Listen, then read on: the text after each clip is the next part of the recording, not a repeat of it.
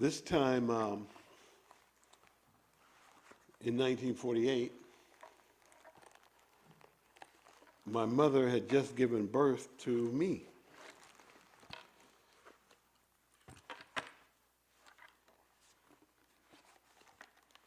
And needless to say, she's very much on my mind, or I would not have unearthed her. She named me Dwight. I don't like that name. I mean, my brothers have such cool names, but she decided that for some reason that Dwight was appropriate for her firstborn.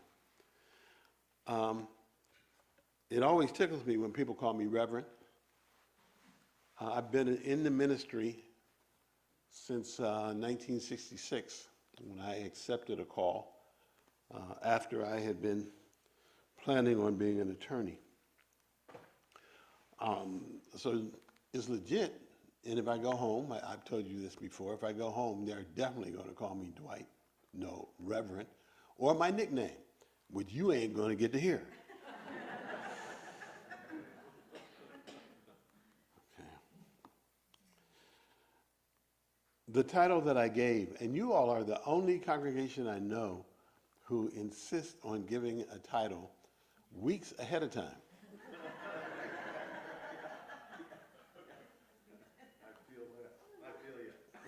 Now, I'm not going to throw any stones because I'm a Quaker and I'm unarmed.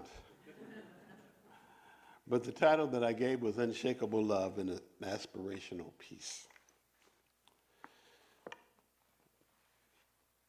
I did not grow up a Quaker, I grew up a Baptist. And we had to go to Sunday school. There was no choice about it. And the gentleman that they chose to be a pastor through almost all of my formative years was the absolute worst preacher I ever heard. But I did take some things from him, because if you're going to sit there for like 15 years, you're going to learn some things. And one of the things I learned from him, he used to love to say, he would read something and he would say, this is really the sermon, everything else is gravy. So I'm going to take that from him.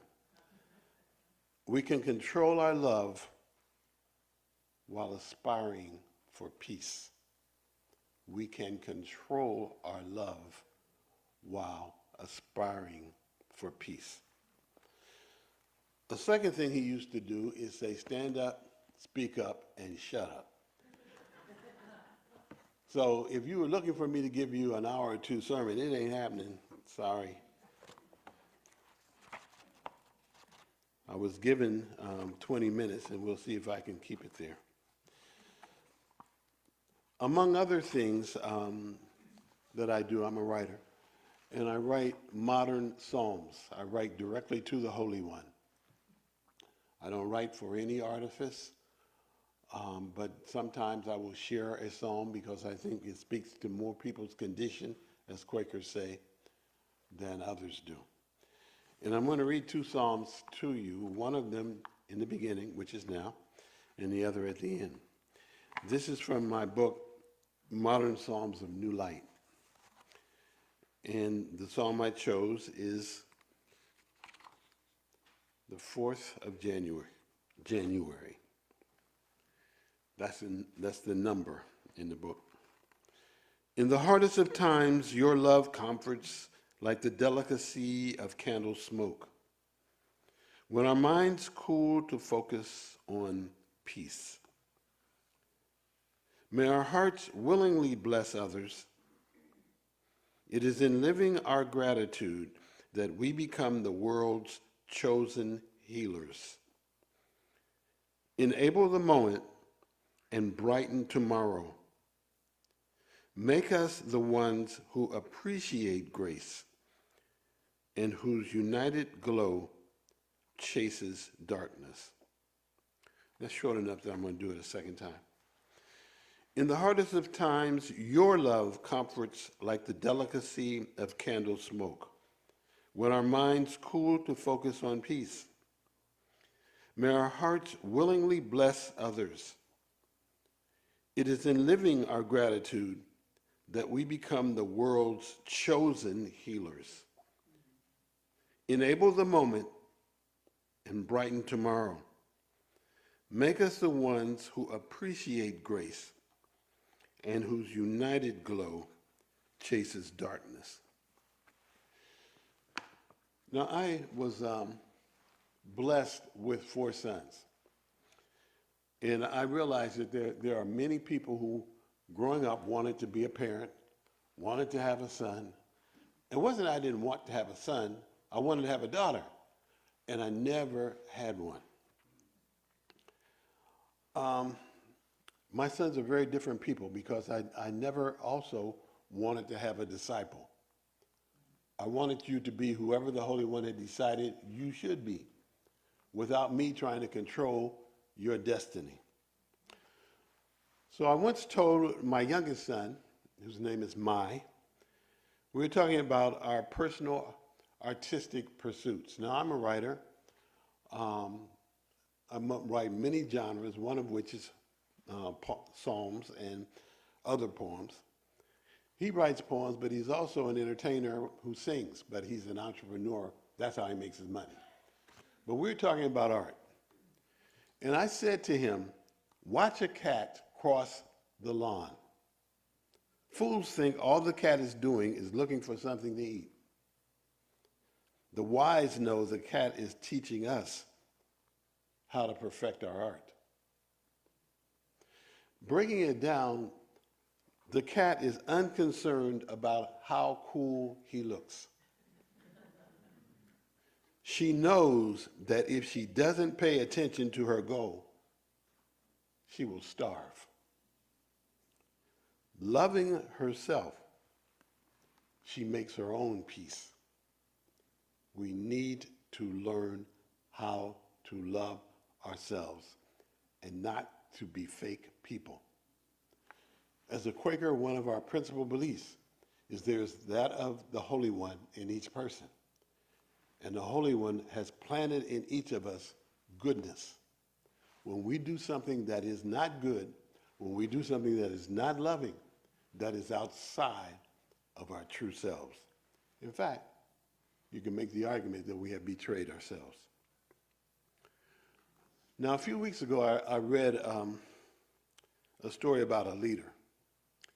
This gentleman is taking a walk with his entourage. Among the things I never wanted to have was an entourage.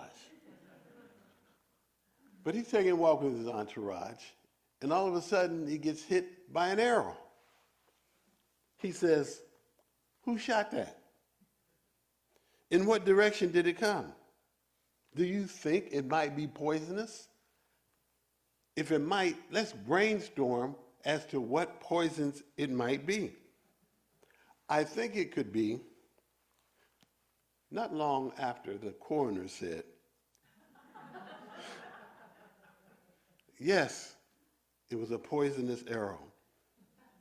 Had you pulled it out within 5 minutes instead of being dead, the dearly beloved would have a small scar." Fact-checking has its place and its time. Sometimes we have to simply deal in the moment. But the best way to deal in the moment is to train yourself how to be loving at all times. I said to a friend Friday, we were talking about hate-filled people. I said, I trained myself to take the position that I would rather you kill me than me kill you. The only way I can get there, I can sustain that, is if I am being true to myself, if I have prepared myself, and I can trust myself. Now, people say, we know among the narratives in our false narratives in our society is that men don't have much intuition. I have pretty good intuition. And I can guarantee you, if that arrow had hit my shoulder, I would not have been doing, as they say in my hometown, all that conversating. But how many times do we know that there is something that is taking us away from what our goal is, and we wait and we wait before we purify ourselves. How many times do we do that? We let those arrows stay. We let those arrows fester.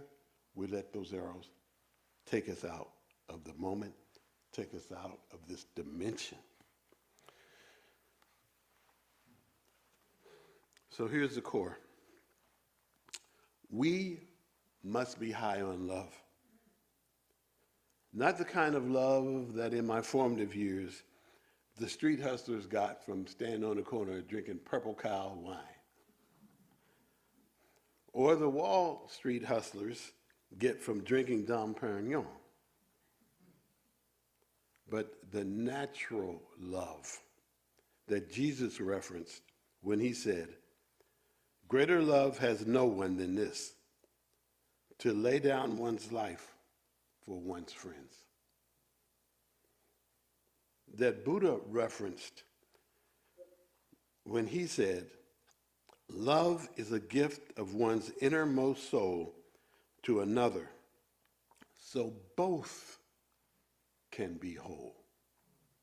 So both can be whole. You do not stop with loving yourself. Or Edna St. Vincent Millay referenced when she said, "It is not love's going that hurt my days, but that it went in little ways." How do each of these build peace? Greater love has no one than to lay down one's life for one's friends. Those of us who are trying to build peace know that we have to bring our best energy all the time if we are going to build peace in the world. Now, I can't tell you that I am always going to bring my best energy because things can knock me off my block. But I can tell you some spaces where my best energy will be found. Every Monday, as some of you know, I hold babies in the pediatric cardiology ward in the hospital. We're going to lose about 30 of these babies every single year on average. I never go into that hospital without bringing my best energy, because those babies are fighting for their lives, and they don't need somebody walking in there who doesn't want the best for them. But I can't wait until I have a baby in my arms. I have to bring that energy when I'm checking in, when I'm walking through the hallways, when I'm with somebody who doesn't even speak to me. So this last Monday, as soon as I walked in the door on the pediatric ward, this woman comes to me and gives me a hug. Now, you know, we're living in the 21st century. We are not supposed to touch people of the other gender, right? Am I going to say, "Oh, no, I don't want this hug"? She gave it to me, shockingly. This same woman, it took her 4 or 5 years before she would even look at me. She's a nurse. But I'm always bringing my best energy, day after day, week after week, month after month, year after year. And here she is showing love. Some of us, you have to prove. We're not all from Missouri, but some of us, you have to prove that you are a safe space. I don't know what she was carrying. Did somebody hurt her? I know it wasn't me. Why was she so distrustful? I don't even know why she changed her energy. All I know is that she did. Am I willing to love you so much that even if I don't like the way you behave, I can sustain it? That's what I expect from myself. That's the level that I want myself to be on. That's also the level that I want my children to be on. So one of my sons writes me, and he says, "Daddy, I got stopped, and this is how I got stopped." He lives in a neighborhood where they may be the only black people in the neighborhood.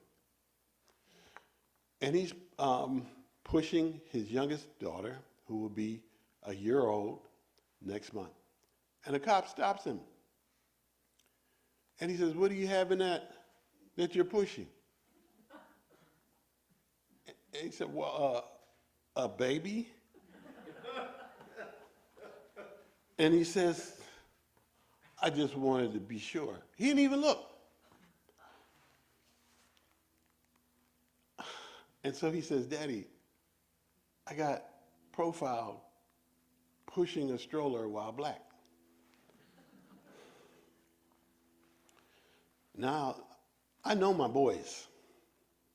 I know them very well. And I know what he was carrying. Because once when I was in Chicago at a conference, he got arrested. He got tickets 1, 2, 3 times in less than 24 hours. He was going to a school, a private school, and he was one of the few blacks there. He was going into a town that was all white. He was taking his friends home.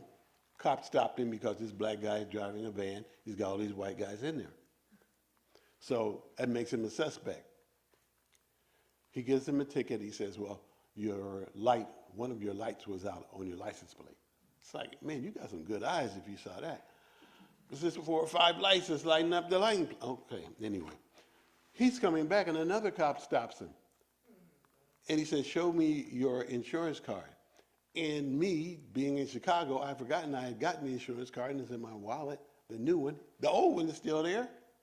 And you know they know how to call and find out whether or not it's still in effect. And he got that ticket. Then he gets the third one the next day, driving in another town around ours, where they said he was speeding. He said, Daddy, I wasn't speeding. I said, babe, tell me where you got it. He told me. I said, I got stopped at exactly the same place just before I flew out of here. I'm going to fight it. So when I came home, after I had been told that this had happened, he was in my arms. He came to me in the kitchen and broke down crying and said, Daddy, I'm afraid to drive. I don't want my son to be afraid to push his child in a stroller. I don't want that. I want him to hold on to his love, to let that love spread to that child, and to bring peace into this country. Now, is it going to happen tomorrow? Is it going to happen next year? Is it going to happen in 10 years? I don't know. All I know is we are going to do the best that we can. And when I say we, I'm talking about you too.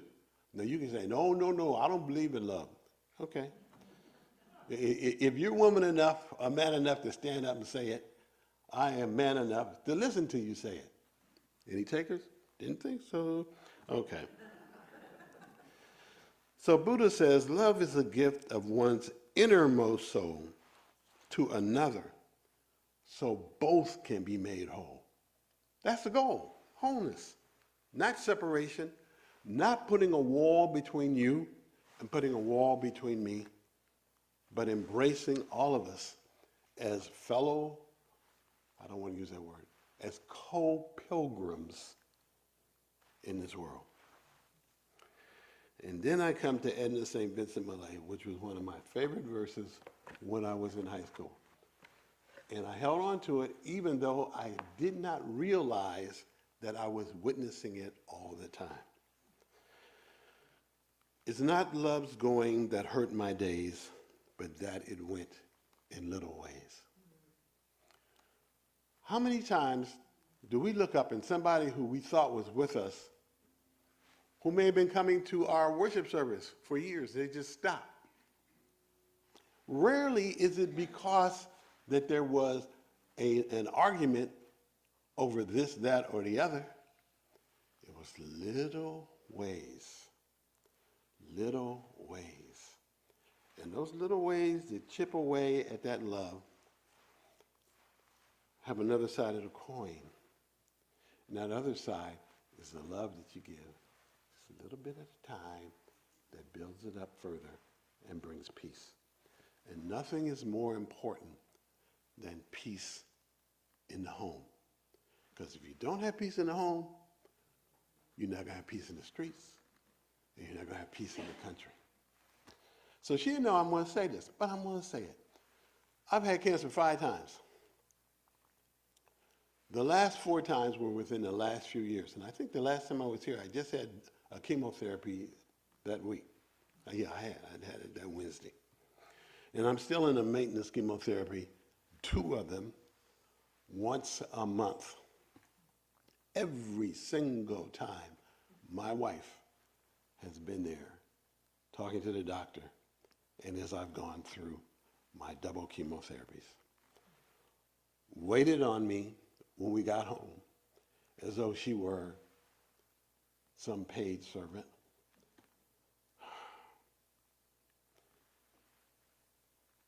Love's sustaining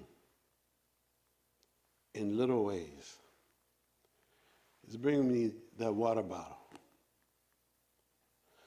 Being in there with the doctor, being in there with the nurse, letting me off in the front of the cancer center rather than making me walk when I may not have the energy to do it. Realizing that if you were not married to a spoiled brat, you can spoil him and he can love you for it. Amen.